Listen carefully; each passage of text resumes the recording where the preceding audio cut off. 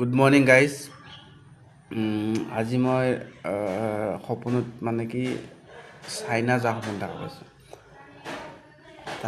তাৰে মানুহ মানে কি বহুত দেখা পাইছোঁ। তাৰপিছত আৰু মই মানে কথা ক'ব পৰা নাই মানে কেনেকৈ ক'ম, থাংচি কিবা কিবি এনেকৈ, কিন্তু ভাল লাগছে মানে কি দিঠকতো যাব মন চাইনা আৰু জাপানত। কিন্তু সপোনত মই কালি এটা মানে কি ভিডিঅ' এটা চাইছিলোঁ চাইনাৰ, সেইটোক লৈ দেখা পালোঁ নেকি।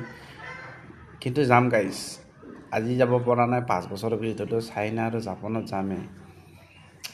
আৰু সেই দিনটোলৈকে মই ৰখি আছোঁ, আৰু সেই দিনটো অতি সোনকালে আৰু কমচে কম 6-7 মাহমান লাগব।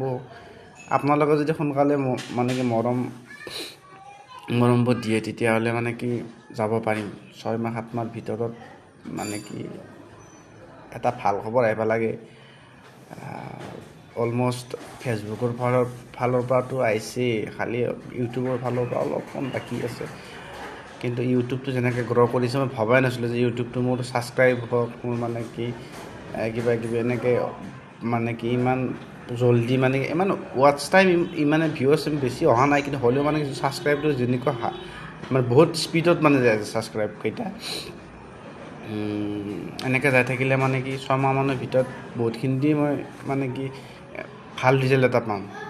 তাৰ কাৰণে মানে আপোনালোকে অলপ মৰম চৰম কৰিব, আশীৰ্বাদ দিব, যাতে মোৰ 2টা পেজ আৰু ইউটিউব চেনেলটো সোনকালে মানে আগবাঢ়ি যায়।